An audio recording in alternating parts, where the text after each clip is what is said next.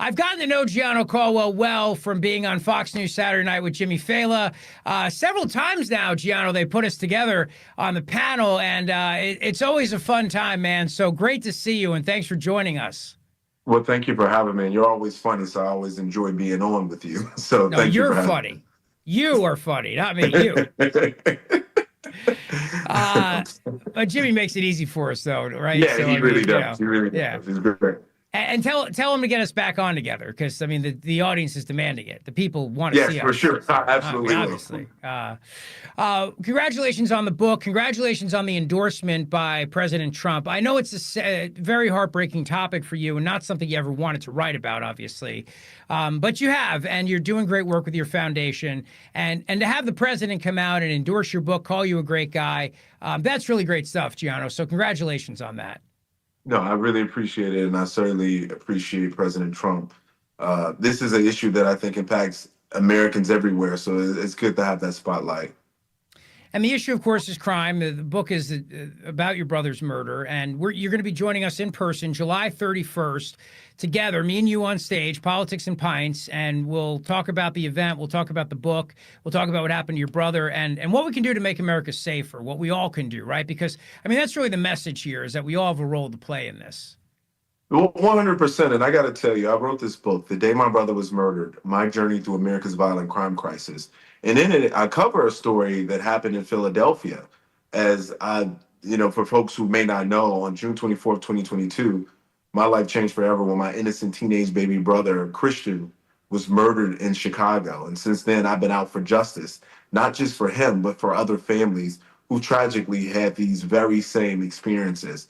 And when I wrote this book, The Day My Brother Was Murdered, My Journey Through America's Violent Crime Crisis, I wanted to provide light on stories that happened on the very same day as my brother, murders across the country. People like James, who's my first chapter, who was murdered in Philadelphia on June 24th, 2022. James was an Army veteran who had PTSD, who often could not sleep. So at night, 1, 2 a.m., he would go to the park and just sit there because he couldn't sleep. On June 24th, 2022, he went to that park the same as he always did, and there were teenagers there. And he told them, some even younger than teenage, actually, 10 and 11 years old. He said, "What are you all doing out here? Go home." They beat him to death with a traffic cone in Philadelphia. Or people like Catherine in Texas, who was a wife, mother, grandmother, 64-year-old chemical engineer. On June 24th, she was going home from a day's work, and a gunfire took place on the highway in Burleson, Texas. A drug deal had went bad. The person who was selling the drugs was trying to rip off the person that was buying the drugs and vice versa. She became a casualty to what happened that day. We all know how bad it is. In Philadelphia, people are experiencing these tragedies on a regular basis. And you have people like Larry Krausner, whose impact on that city has been extraordinarily terrible. People who are not getting justice for their families. There's no accountability. So I wrote this book, The Day My Brother Was Murdered, My Journey Through America's Violent Crime Crisis, because we have to talk about solutions. So I talked to people like John Walsh from America's Most Wanted, Sean Hannity, Dr. Drew Pinsky on the mental health crisis in America and his contributions to violence. I spoke to faith leaders, educators, and I encourage people to pick up this book because we all need to get involved in this fight, because we don't want our families, my family's already been hit, but we don't want anyone else's family to be next. Yeah, well said. Well, everyone who joins us at the event together on July 31st is going to get a copy of the book, The Day My Brother Was Murdered, written by you, Gianno Caldwell, and the chance to see you in person and talk to you in person and get to know more about you and your story and how you've risen up at Fox and continue to tell your story across the country, the work of your foundation, how you've gotten to know the president. I mean, all these things I can't wait to talk about together with you on stage that night on July 31st at Bucks County Community College. And again, get your tickets by going to 1210WPHT.com right now, and they will sell out. This will be a sellout event, no doubt about it. For you personally, right now, as you look at people like Larry Krasner, when you look at these Democrats across the country, in these cities and the way that they're acting towards ICE agents, the way they're acting towards police. Mondami, the guy who got nominated in New York City, who wants to defund the police. I mean, Gianno, the fact that the Democrat Party would nominate a guy like that in a city that is already struggling with a crime crisis, it says everything about our politics today. Well, it says everything about the Democratic Party today, I would say. The fact of the matter is, these policies that people like him, a socialist Democrat, who will likely be the new mayor of New York, I'm hopeful that that won't be the case, but Yeah. the likelihood is he will be, is insanity on steroids. Think about the policies in which he's proposed. How he wants to defund the police. Mind you, New York did that after George Floyd in 2020, and what happened? Death and destruction. They defunded it by $1 billion. The fact that he wants to abolish prisons. What? Who Yeah. comes up with stuff like this? But people voted for it, unfortunately. But the reality is, when you look at the numbers, the people that he says that this is going to help the most did not support him. People making $50,000 and under rejected him by more than 30 points. Black folks rejected him. Hispanics have rejected him. Many folks in New York City rejected him, and it was low voter turnout. So we'll see what's going to happen. The Democratic Party, many of them have said, "Oh, we don't really support that." Yeah, you do. Yeah. It's been evident. You've been doing it. You did it in Los Angeles. You did it in Chicago. So you can stop with the lying. This is what they planted the seed on, and this is the birth of it. This individual. Yeah, it's interesting when you look at the black vote and the Hispanic vote and how the black vote and the Hispanic vote went for Andrew Cuomo. I mean, who's got his own problems, obviously, but that's here and beside the point. You look at Philadelphia. I mean, how many black voters and Hispanic voters voted for President Trump? I mean, he won the Hispanic vote across the country, and you got more black voters now in cities that voted red in this past election because I think they're sick and tired of the Democrats. I mean, it always seems to me to be the white liberals who are the ones out there backing these politicians who want to defund the police, and it's the neighborhoods of people of color who are the ones that pay the price for this when there's no cops on the streets. 100%. And this black, white, Hispanic, the Democratic Party is so far left now.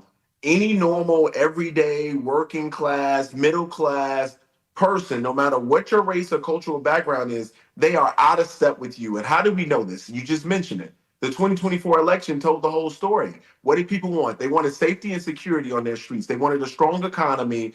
They wanted ICE to deport many of these individuals that we're seeing protests in Los Angeles and other places. They wanted that. That's what the American people voted for. Donald Trump gave them that. And also, I've been a conservative for 20 plus years, probably like 25 years now. I am African American, for those who may not know.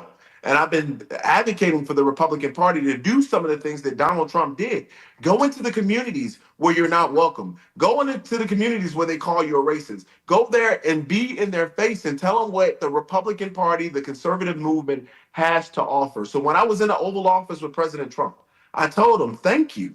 Thank you for what you did. Mm-hmm. And I've been talking to his campaign about it for a very long time because he did something that Republicans didn't have the backbone to do. He went into these areas where they called them names. They didn't like them. They hate Republicans. And he said, listen, what more do you have to lose? Your schools are already bad. Crime is up. Give me a chance. And he did it in 2024 when he went to the Bronx. So President Trump, in my very humble opinion, has been doing the job Republicans need to do. And that's how you win the country back on our side completely. That's how you get the black voters. That's how you get the Hispanic voters. You offer them opportunity, and that's what he's been doing. And Gianno Caldwell, he also went to North Philly. He went to Temple. And a lot of people said, why would you go to North Philadelphia, Mr. President? And he did it for exactly the reason you're talking about, because he wanted to go. He wanted to show up. He wanted to be there. And the fact that he went to the Bronx and he went to Temple says everything about him. The fact that he went and he spoke at conventions with black voters says everything about it too. And your point about the schools is so great too, because I've said, you've said, we've talked about this. School choice is a civil rights issue of our time. Yet Democrats keep doubling down on the teachers union, keep doubling down on keeping kids in failing schools. And Gianno, I'm sure that has an absolute link to the crime crisis in this country. No question about it. It's called the school to prison pipeline. And you're absolutely right. And the reason they double down is because, as an example, in Chicago, where I'm from, you got people, or rather a mayor by the name of Brandon Johnson, who's the lowest approved mayor in Chicago history, who only got in because of the teachers union. They poured all kind of money into him. They had people out there working for him. But guess what? When it came to contract time, he gave the teachers union, oh my God, he gave them a vault. And that's what he did. He basically did, and pay raises and all these other things. But when it came to the police, the Chicago police, he gave them a big F you. And that's quite unfortunate but that's the reality of the Democratic Party in today's society. Yeah, it is exactly right. Yeah, he backed up the Brinks truck for them. Yeah, No doubt. 100%. Yeah. I did know you were black, by the way, because the first time that I met you was during Black History Month, and Jimmy said that was the only reason why you were on the show. But then you were on again after that. So, Well, I did well on Black History Month, so I guess it was time to come back in. You had a deficit of black people, so here I am. I came out. we're gonna have a fun night together, man. I'm so excited, and it was thrilled we were hanging in the green room together. And I said to you, I said, let's do this event, and you were like, absolutely. So this is a chance for everybody to come together, July 31st, and we'll be together on stage, and it's Politics and Pints, so there's gonna be a bar, and we'll have a great conversation. Tell us about your foundation, because I know the one time we were on the show together, it was me, you, and Joe Piscopo, and it's very hard to get a word in edgewise with Joe Piscopo, obviously, but I know, right? I mean, does that guy not take over a show or what? He really does. You see why he was so successful on Saturday Night Live. And I have two organizations. One started the Caldwell Institute for Public Safety, which is very much about targeting George Soros funded progressive prosecutors, people like Larry Krasner, getting them out of office. We got involved in a Los Angeles district attorney race against George Gascon, who was a George Soros funded prosecutor, and got behind Nathan Hochman, who ended up winning, who's doing a great job, by the way. So what we do is a multitude of things. One, we have advisory service on mental health for families that go through these kind of crises, how to get press attention for your family if you have, unfortunately, something like the murder of a family member, because that's a part of what you may need in order to get the crime solved. Additionally, we have manuals written by police and prosecutors and former prosecutors as to how to work with the police, how to work with the prosecutors to get justice for your family. Please check us out, caldwellinstitute.org. And for our foundation, the Caldwell Foundation for Public Safety, which is all about policy, lobbying, advocacy, and schools too. We're getting into the schools, which is important, because you just mentioned the schools. There is a school to prison pipeline out there, and we need to talk to the youth, because that's where it's important. You got to get them while they're young. That doesn't mean that older folks can't, recover from a life of crime. Sure they can, but it's better to get them before they get exposed to those kinds of things. And in places like Philly and Chicago, where I'm from, they get exposed to it so young. So we got to stop that. That's critically important. So support our efforts at the Caldwell Foundation, caldwellsafety.org, and of course the Caldwell Institute for Public Safety at caldwellinstitute.org. And I'm so excited, Rich. I really can't wait to be with you. The story I mentioned about James in my book, again, the day my brother was murdered, my journey through America's violent crime crisis. Tanya, who I write about in this book, who took on the voice of advocacy, she's going to be at our event. And one of my board members for the Caldwell Institute for Public Safety, former police chief, his son was that Temple University police officer that was murdered a couple of years back. He's going to come join me as well. So this is going to be a great celebration.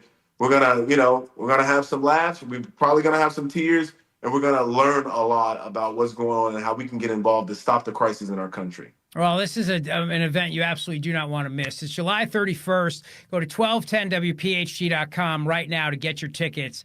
It could be an amazing, amazing night. I'm so glad those people are going to be there with you, Gianno, with us there that night. Bucks County Community College's Zlock Performing Arts Center. While I have you, I'd love to get your reaction. Matt, can we play the clip of Chicago Mayor Brandon Johnson talking about how he's not going to cooperate with ICE? I'd love to get Gianno's reaction to that, if you can play it for us.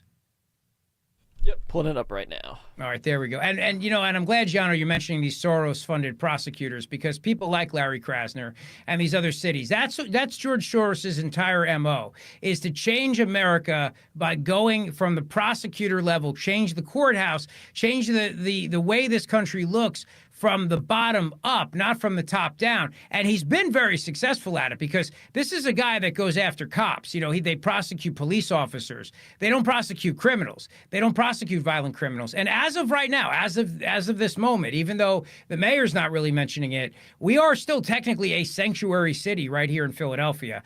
Here's the Chicago mayor. Take a listen. Again, it's unconscionable at a time in which so many working people and poor people need government to show up for them, that this administration, the Trump administration, has caused so much consternation and division. Look, we are a welcoming city ordinance. our local police department will not ever cooperate with ICE. Whatever their constitutional authority I mean, is. that's all we need to hear, right, Gianno? That's all we need to hear right there. You know, Tom Homan said something, and he was very clear. For those who do not cooperate or try to block ICE or whatever they may try to do, that they were going to prosecute them criminally. And I think they should, 100%. I understand that that's taboo to prosecute an elected official and something like that, but it needs to be done. Why do I say that? Chicago has been under siege with the migrant crisis. Hundreds of millions of dollars spent towards the crisis. Migrant crime went skyrocketing. And we know it. We have numbers. People have done studies, 3,000%. And you act like there isn't a problem. People are losing their lives. People are getting beat up. They're getting robbed, all kinds of things in this country. And you act like it's a problem for those individuals to do their jobs. It is not a problem. They should be doing their jobs. And it's for the betterment and the safety for all Chicagoans. But this is what mayors like him, Karen Bass in Los Angeles, and many others refuse to do on the left. But I believe they're going to pay the price. But right now, their citizens are paying the price. And that's what's really and truly unfortunate about this. And that's what we're going to change. And that's what's going to change when you join us on July 31st. So get your tickets right now by going to 1210wphd.com. You will get a copy of the book, The Day My Brother Was Murdered, written by Gianno Caldwell. We'll hear the story together. We'll talk about it on stage. There'll be some laughs. There'll be some tears. It'll be a big part of all of us. We'll support our law enforcement that night as well. And we'll have a drink to your brother and to all the victims of crime. We'll raise a glass to them and to all the families who are affected as we try to make things better. And you're trying to make things better, my man. And I salute you for it. I really do. You have my deep respect. And I'm honored. I'm really, truly honored, Gianno, to be on stage with you on July 31st. I hope everyone comes out and joins us that night. I'm honored to be on stage with you as well. I really appreciate you hosting us, and I can't wait to get into it. All right, my man. I'll see you in a couple weeks. Gianno Caldwell, everybody. I'll see you on July 31st, buddy. See you soon. The Rich Zeoli Show on Talk Radio 1210 WPHT.